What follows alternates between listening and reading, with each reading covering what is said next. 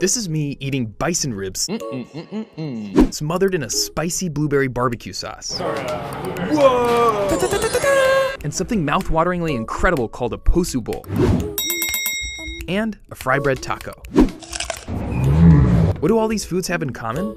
They're Native American cuisine, the cuisine of the indigenous people of this land. Made with ingredients you could once only find here and nowhere else. Made by people who were here before colonists like this guy, and children of immigrants like me. Hi, my name's Yara, and if you've seen me before, you probably know that I take great enjoyment in eating things. Delicious lamb fat.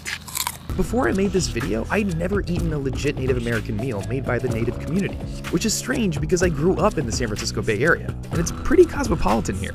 I've eaten Burmese, Indian, Mexican, Russian, Korean, Japanese, Syrian, Peruvian, and Ethiopian food, but I'd never eaten at a Native restaurant. I'd never even seen one. There are supposedly some 600,000 restaurants in the US, but barely any of them, National Geographic says a handful, are Native American. When a lot of people think of Native cuisine, they think of Thanksgiving food or fry bread, which are definitely a thing. But when I went on a road trip through the American Southwest with my co-producer Tabish, Santa Fe! I realized that it's so much more than that. Like, so much more than that. So what is Native cuisine today? What did it used to be? And why don't we see more of it on every street corner?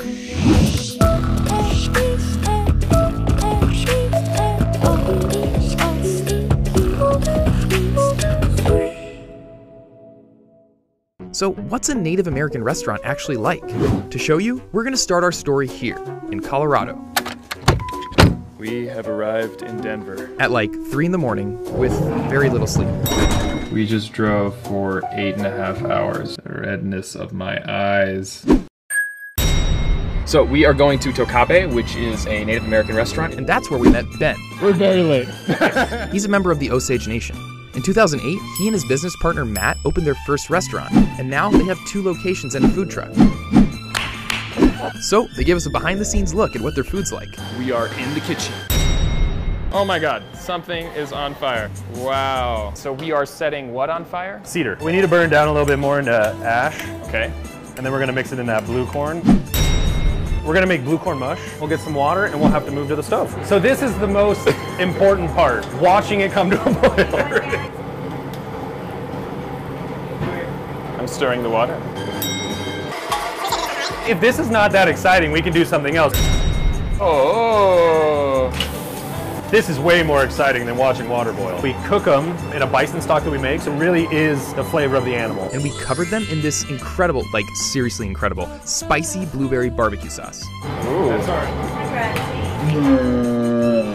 I've never tasted anything like this in my life. Spicy, it's blueberry, it's barbecue-y. And then when you put it on the bison rib, the richness of the bison rib with the berry blends really, really well. We cut it right on the grill. Your knife just goes right down and it just glides past. Nice. All right, oh my God, okay. So I grew up in a restaurant. Just go all the way through. Oh, man. Oh, no. Your interview has come to an end. Then we put it all together. Oh, beautiful.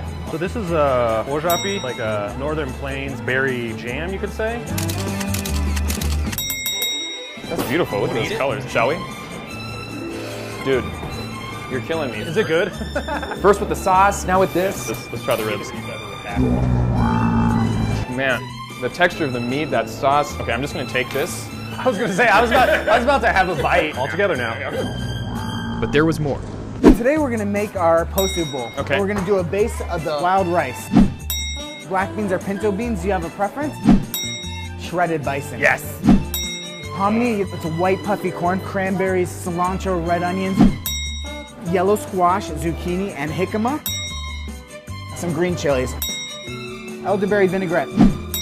Let's show the camera. The idea for Tokape came up when Ben and Matt had this question. Like, why is Native cuisine not present outside of our community? So, you know, you can get it at home, you can get it at powwows, you can get it at community gatherings, but why is it not available on a daily basis? So they made it available on a daily basis. And today, Tokape is one of the only Native American restaurant chains in America.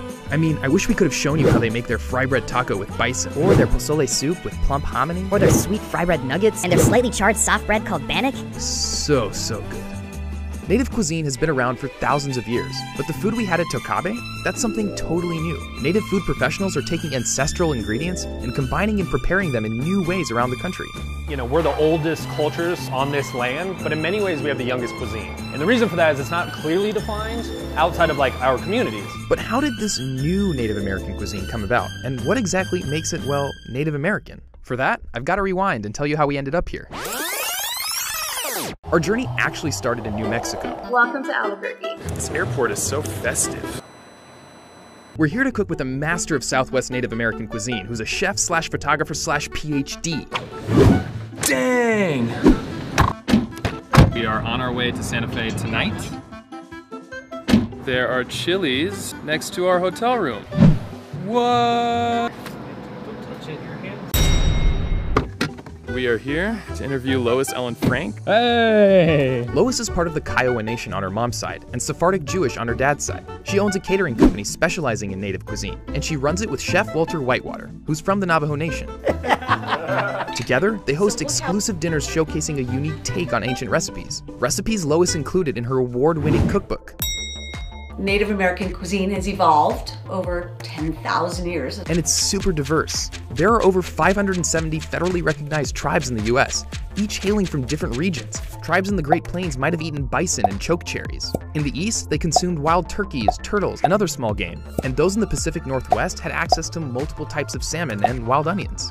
But despite that diversity, Lois has categorized thousands of years of Native American cuisine into 4 distinct historical periods. The first is the pre-contact period, which is all the foods that existed before contact with any other culture group outside of Native people. That includes all the food natives hunted, gathered, grew, and traded on their own before the European invasion. And that would be the basis, the foundation for Native American cuisine. So wild game. And what I call the magic 8. So corn, beans, squash, chili, tomato, potato, vanilla, and cacao. Inherently American. Does that mean that corn didn't exist outside of the Americas in 1491? Yes. Beans, squash, didn't exist outside of the Americas. The Italians didn't have the tomato. The Irish didn't have the potato. The Russians, they didn't have vodka or potato. Half the British national dish, fish and chips, did not exist. No chilies in any Asian cuisine, in any East Indian cuisine. And the French had no confection using vanilla or chocolate. So many dishes that are familiar to you and me, chicken tikka masala, spaghetti and meatballs, Thai green curry, wouldn't exist as you know them without Native American ingredients. Which brings us to the next period. So we have cuisine that's old, diverse, sophisticated, delicious, and then we have this contact. With the Europeans. All right, let's just focus on the Spanish influence, and we can say, well, they brought horses, guns, disease, and rats. Okay, but we don't eat those. They brought domesticated animals, sheep, pork, beef, chickens, and the byproducts of those animals. If you think about Native Americans, most of us are lactose intolerant. We ate wild game. Do you think you could get close enough to an elk to milk it?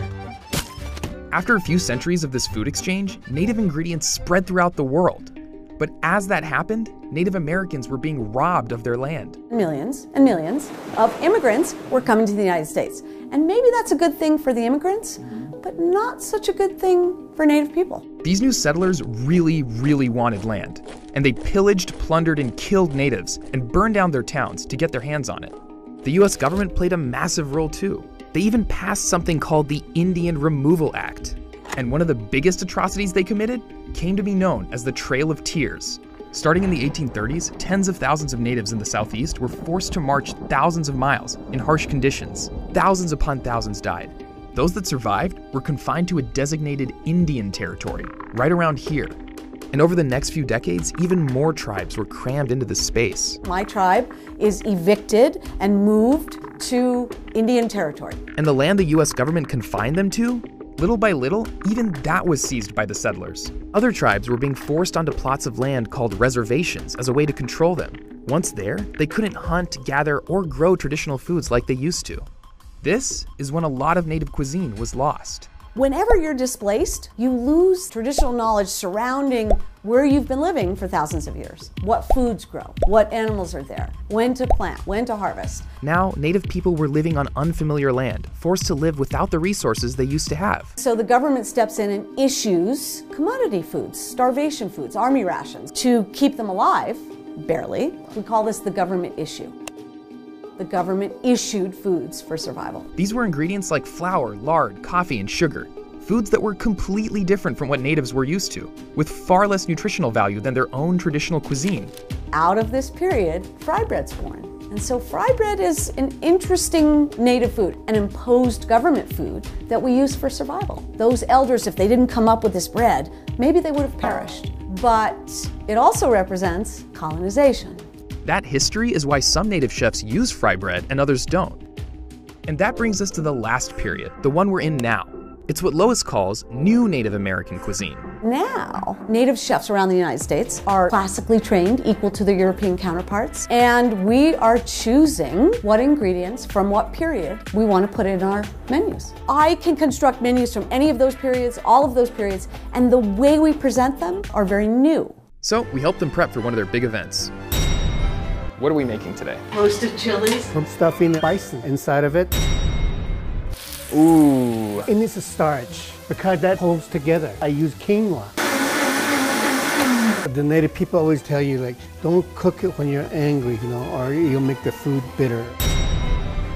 Native people a long time ago devised this method of charring chilies because when you char a chili, you bring the oil out. So the oil is the medicine and the oil is the flavor. I'm just filling my little boat with goodies. 1, 2, 3. All right. What are we making? Stuffed trout. So this is sage from the garden. This is probably the first ancestral oven. We're gonna roll it in corn husk, which I call the Native American aluminum foil. You're mummifying this. And then we're gonna wrap it in clay. Okay. Once it's in clay, oh no, you ripped it. It would have been put into the fire, but the clay protects it, steaming it. Beautiful, beautiful. And then the guests arrived, and Lois gave them an important history refresher. It's always about who's telling the story. So if native people got on boats and went to Europe, Europe would be the new world.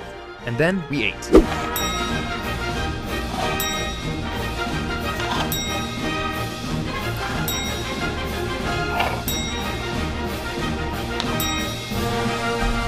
Yara, how's the food? I think Derek has a good reaction. How was it? It was amazing. There was so much complexity and depth to all the flavors. Everything that was on this table tonight blew my mind. Oh, and I almost forgot. Does anyone want to experience the cracking? Isn't that amazing? And really what we've done is we've created an ancient oven. It smells amazing. It does smell amazing. I think I made that one. So in some instances you're going to have to be a little more aggressive. So you can actually see the herbs right inside. Corn is a pretty amazing plant. We can use the husk, we can use the cobs, and we can use the kernels. A very native way of thinking is zero waste. What's the sauce? This is a guajillo chili. Look how beautiful. It's moist, it's steamed.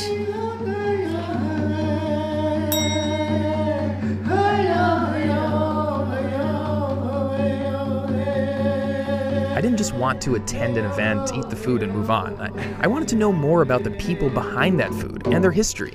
So Walter was kind enough to invite us to the Navajo Nation, where he grew up. So we packed our bags and said goodbye to the hotel. After a long drive, we ended up in a place called Canyon de Chelly.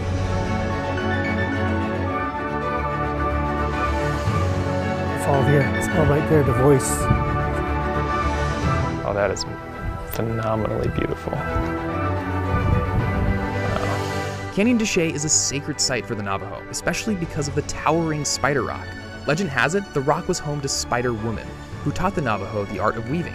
But the canyon's walls are also etched with a tragic story of hurt and pain.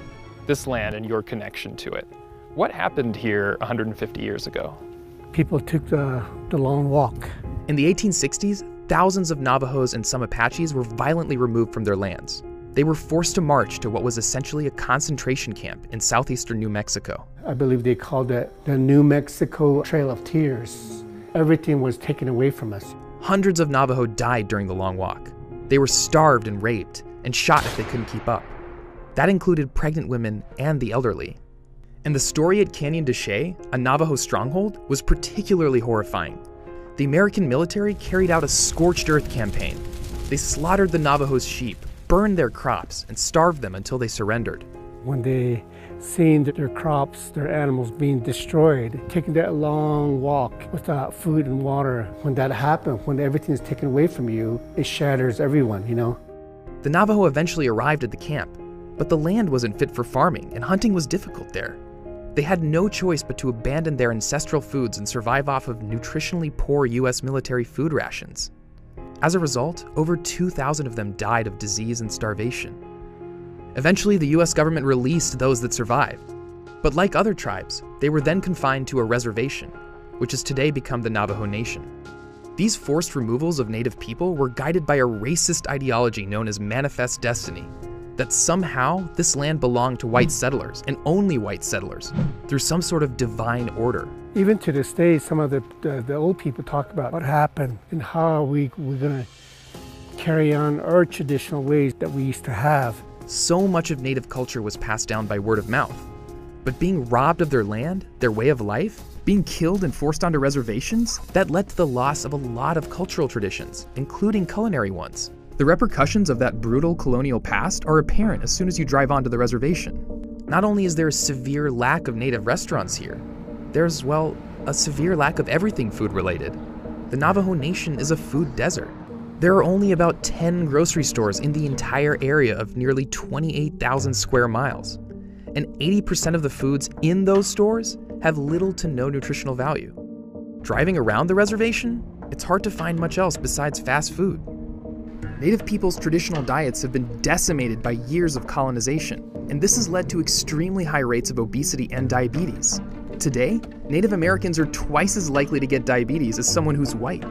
And that's why, for Walter, helping others from his community reconnect with their culinary traditions is so important. If you don't pass it, it's going to go away. They always tell us, hang on to your root, hang on to what you have. Little that I can, always pass it down to whoever that wants to learn, you know. And you're keeping it alive yourself. Oh yeah.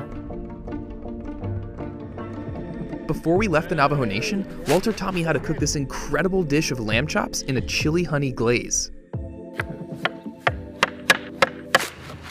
I love the color on that. So we got some chili powder. Yeah. And then we're gonna get some honey. Ooh, that's really good.